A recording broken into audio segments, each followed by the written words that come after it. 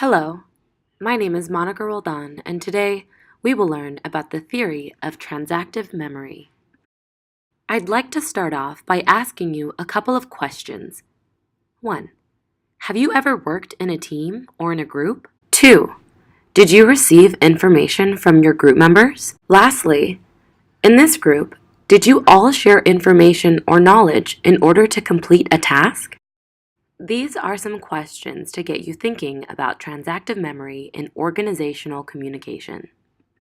Before we jump into this lesson on transactive memory, let's go over what we have planned for today. First, we will define the theory of transactive memory. Then, we will learn about the theorist behind transactive memory. We will then explore the further development of this theory. And finally, we'll jump into the applications and the uses of transactive memory. So Monica, how is transactive memory different than regular human memory?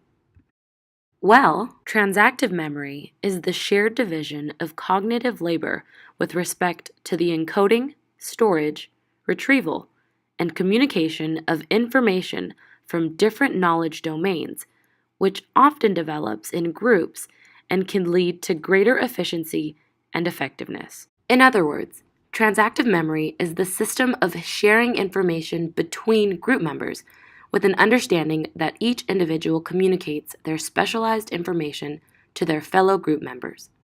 Now that we have a glimpse of what this theory is, let's meet the theorist behind transactive memory. Dr. Daniel Wegner was an American social psychologist who received a number of accolades for his contributions to psychological science and social psychology.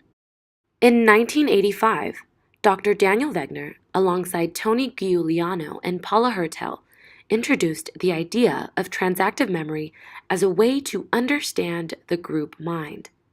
Here's a quotation from Dr. Wegner himself. "Nobody remembers everything. Instead, each of us, in a couple or group, remembers some things personally, and then can remember much more by knowing who else might know what we don't.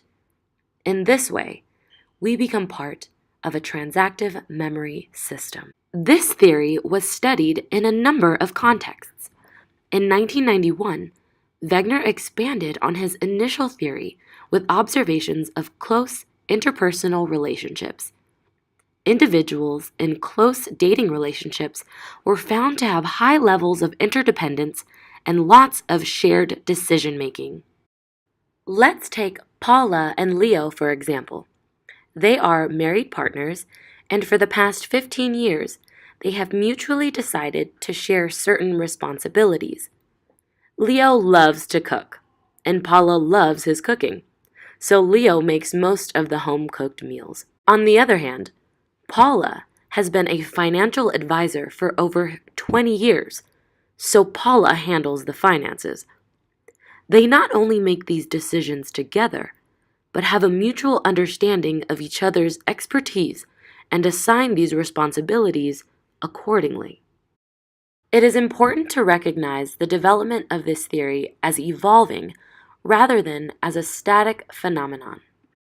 With that said, let's fast forward to 1995, when the World Wide Web, also known as the Internet, is established and popularly recognized. As a result of this new platform of knowledge, Wegner proposed a computer network model of transactive memory, which was applied to a group setting. This was clearly a network approach to transactive memory systems. Think of the way that computers link into networks. Wegner proposed that these computer networks can be compared to the way individual human memory systems are linked into group memory systems. These factors include directory updating, basically learning who knows what in the group, information allocation, in other words, assigning memory items to group members, and retrieval coordination, so planning how to find items in a way that takes advantage of who knows what. When these three components of knowledge operate effectively in a group, the group's transactive memory is likely to be effective. So, a complete transactive memory in a group occurs when each member keeps current on who knows what, passes information on a topic to the group's expert on the topic, and develops a relative sense of who is expert on what among all group members. Whew! Group memory systems are quite the triad of information. We've learned that people in relationships develop an implicit structure for assigning responsibility for information based on their shared conception of one another's expertise. So, in other words, the more familiar you become with the people you work with, the more aware you are of their proficiency in certain areas. If you've ever worked in a group for a group project, you know that you become more familiarized with your fellow group members the more you acquire information about each member. Perhaps one of your group members is great at note-taking during meetings. Someone else may be a particularly effective researcher. This example will be more prominent as we explore task representation. Now that we understand the foundation of this theory, let's explore more recent findings of transactive memory. Andrea B. Hollingshead and David P. Brandon have furthered the theory in their studies of transactive memory systems in organizations through tasks, expertise, and people. This is particularly important in the realm of group communication in organizations. Let's dive into Hollingshead and Brandon's study on transactive memory. They talk about the 4 components of transactive memory systems, cognitive interdependence, task representation, and task, expertise, person units, also known as TEP units.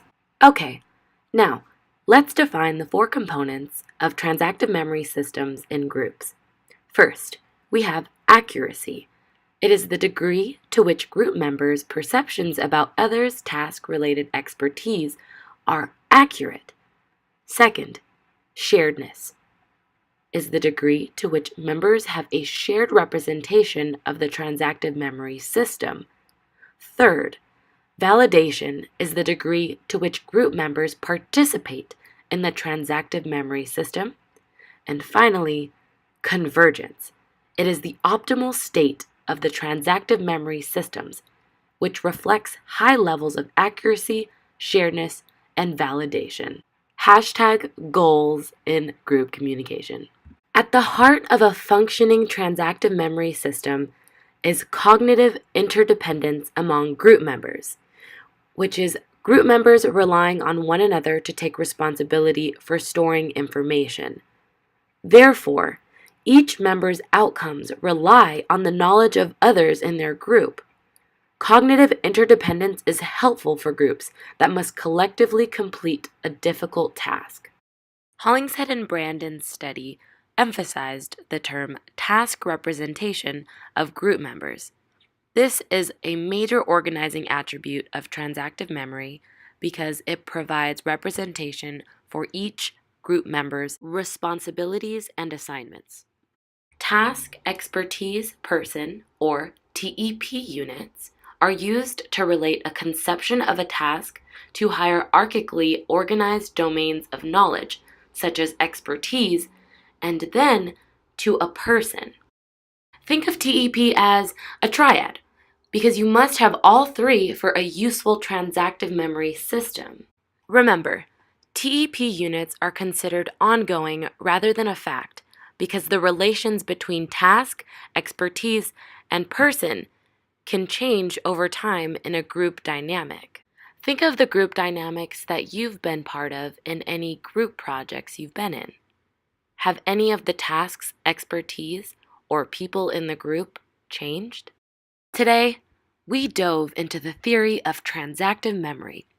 If we think back to the questions we started at the beginning of this lesson, we now understand that transactive memory certainly has a presence during group work. It is so important to recognize how the multiple modes of expertise in a group are much more powerful than the individual, particularly when working together toward a goal. Now, think about how you can recognize the strengths of the people you work with and how to assign tasks according to what they, or you are experts on.